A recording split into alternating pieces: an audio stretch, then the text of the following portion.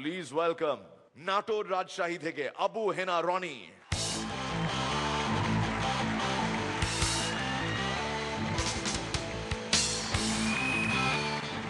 যা দিয়েছো তোমরা আমায়, যা দিয়েছো তোমরা আমায়, কি দেব তার প্রতিদান?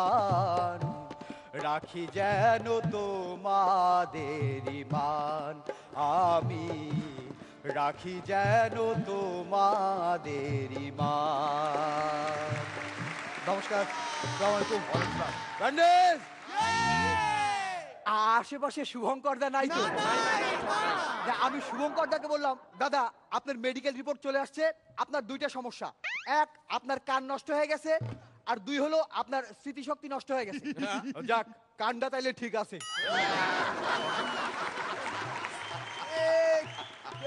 কে ডাকে? ও দাদু চলে আসছো? আজকে আমার সাথে আমার দাদু আসছে। আচ্ছা আচ্ছা, আচ্ছা দাদু, আসতে তোমার এত দেরি হলো কেন? শোন, তোদের একটা খুশি সংবাদ দি, আমার না একটা ছেলে হয়েছে। বাবা, খুবই খুশি সংবাদ। ঠিক আছে চলো তোমার ছেলেকে দেখে আসি।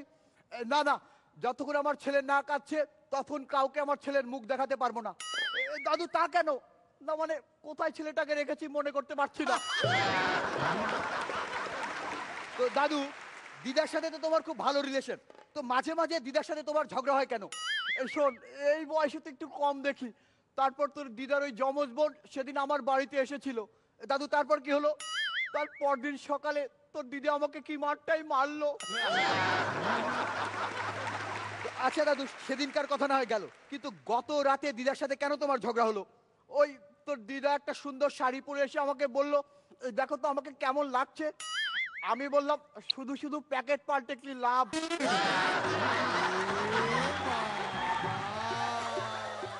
আচ্ছা দাদু, এই যে তোর দিদার সাথে তুমি ঝগড়া করো, দিদা যদি তোমাকে ছেড়ে চলে যায় তাহলে তুমি কি করবে? আরে রাখ, তোর দিদা যদি না যায় তাহলে কি করব সেটাই ভাবছি। আচ্ছা দাদু, তুমি আসলে কি করতে চাও সেটা বলো তো, তোমার ইচ্ছাটা কি? না মানে আমি আসলে বিয়ে করতে চাই। দাদু, এই বয়সে আবার বিয়ে করতে চাও কেন? না মানে অনেকদিন আগে রিটায়ার করেছি তো, তাই ভাবলাম নতুন একটা কাজের মধ্যে ডুবে থাকি। তো আচ্ছা দাদু, তো সেদিন দেখলাম যে একটা মেয়ের সাথে তুমি ঘুরে বেড়াচ্ছ, বিয়ে করবে ঠিক আছে, কিন্তু ওই মেয়েটার সাথে ঘুরছিলে কেন? না মানে ফাইনালের আগে একটু রিহার্সালটা করে নিলাম। আচ্ছা, তার মানে বুঝলাম যে মেয়েদের প্রতি তোমার খুব আগ্রহ। তো দাদু একটু বলবে যে মেয়েদের কোন জিনিসটা তোমার সবচেয়ে বেশি ভালো লাগে? কানের উপরে এক চড় দিব, তুই ওগুলোকে জিনিস বলছিস? সরি সরি সরি সরি, আমার মিস্টেক হয়ে গেছে, আমি প্রশ্নটা আসলে ভালোভাবে বলতে পারিনি। মানে আমি বলতে চাচ্ছিলাম যে মেয়েদের কোন বিষয়টা তোমার সবচেয়ে বেশি ভালো লাগে। মানে একটা কথা বলবো, ওই জিনিসের বিষয়গুলি আমার সবচেয়ে বেশি ভালো লাগে। শোন, আমি তোকে একটা মজার কথা বলছি। আমার এক বন্ধু এই 18-19 বছরের একটা মেয়েকে বিয়ে করেছে, বুঝলি? দাদু, এর মধ্যে আমার মজার কি হলো? না মানে নিজের জন্য বই কিনেছে, পড়বে অন্য লোকে।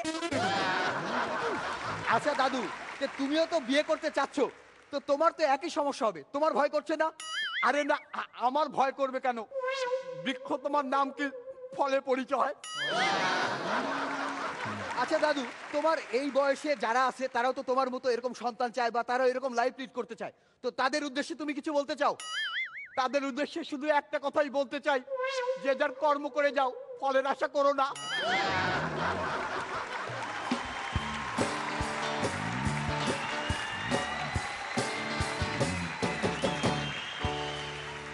রনিদা, চমৎকার পারফরমেন্স, বেশ ভালো, বেশ ভালো, অল দ্য বেস্ট। শ্রীলেখা, আমার খুব ভালো লেগেছে রনি, তোমার পরিচয় তুমি আবার আজকে ফের দিলে, খুব ভালো, ভেরি গুড। পরান্দা, আমার ভালো লেগেছে, খুব ভালো লেগেছে, সাজানো ভালো, পারফরমেন্সও ভালো, ওকে, ভেরি গুড। হৈমন্দিদি, প্রচণ্ড ভালো লাগলো, আর তোমার আমি ভীষণ ভক্ত হয়ে গেছি, আমি রেগুলার দেখি তো তোমাকে।